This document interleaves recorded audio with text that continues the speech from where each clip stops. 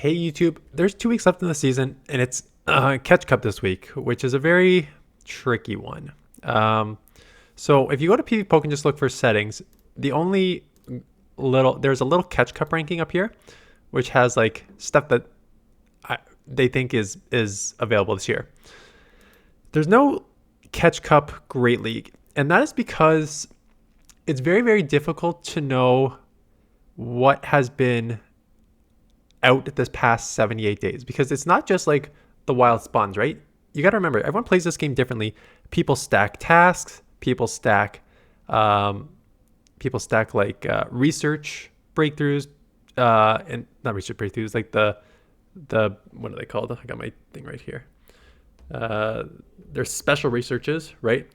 I'll bring this up after, but I've got a Glitz and Glam, I've got a Kanto Tour, I've got the Master Ball, I got Jungle, I got All Fired Up, I got Welcome Party. So like, you don't know how many people have those stacked. So you don't know what Pokemon are going to be available. So basically you just need to assume for the most part that the majority of these Pokemon will be available. I'm going to go over my rankings, my Pokemon in a minute, just to show you like the limitations of this meta, and then the pros and cons of like a newer person versus just like someone older versus just someone who doesn't grind like others. So again, I don't think this is much as it's not going to change, right? If there's Great League has been Annihilape, Gligar, Lickitung, Quagsire, Feraligatr, Skarmory, Whiscash, Lantern.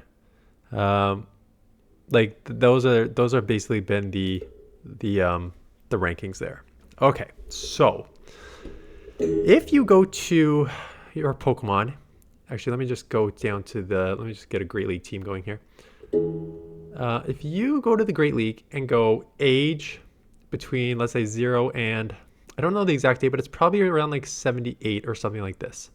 This will show you the Pokemon you have available. So you can see I have 53, and there's going to be a lot of repeats here, like Registeel and stuff like that. So I just built up I had a 15, 15, 14 for those of you who've been around this channel for a while.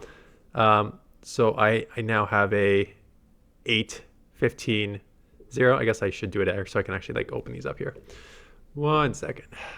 CP minus 1500 and age 0 to 78. Okay, so I've got 53. The Annihilape 8, 15, 15 because it was a better IV than I've had with my 15, 15, 14. So I thought, okay, there's that. I expect the majority of people to have Annihilape. Main keys are everywhere, and this thing has only been around since last season. So I would not be surprised if you were playing Great League Remix as Annihilape is the second ranked Pokemon in the Great League rankings.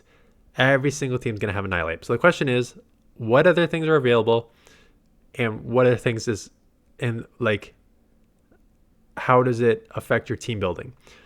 So you're going to see I only have 53, and multiple Registeels, multiple Failings, some random Shadow Regigigas and Groudon, Spirit Bombs, more Mankeys, and as you can see, and a bunch of Shadows. Some I'm just keeping, like some of these Shadows I'm just keeping around just to purify. They're useless, but I just like 1,000 purify, so I just keep those. Otherwise, I don't have much.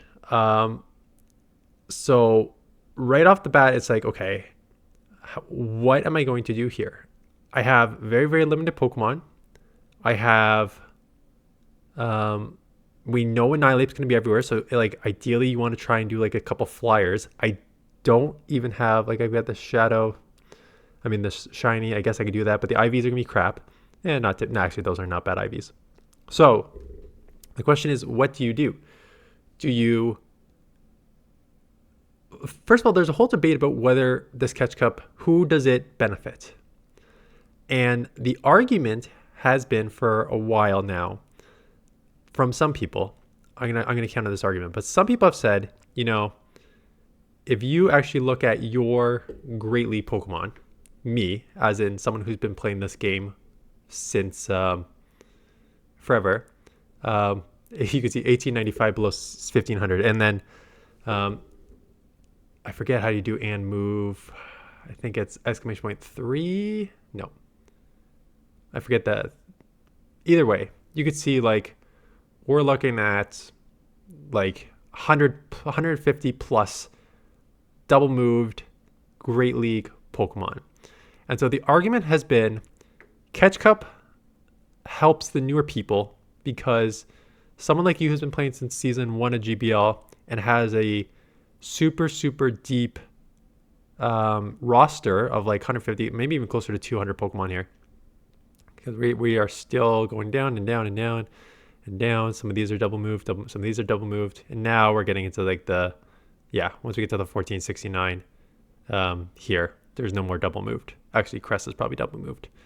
But otherwise, it's all above here. But it's a deep roster. So the argument is Catch Cup helps those people who are newer to the game because they don't have to compete with your deep roster. I would argue the only thing that Catch Cup helps is those who have grinded and can build Pokemon. Here's the thing. I have 14.8 million dust.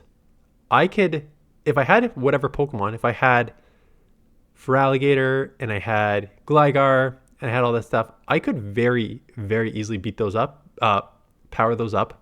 Now I have to worry about my dust and still have like 3 of the top 10 Pokemon rankings for Great League and just dominate with a Great League Remix team that people, sorry, not Great League Remix, Great League Catch Cup team that should do well because a lot of people may just kind of go with whatever they have, right?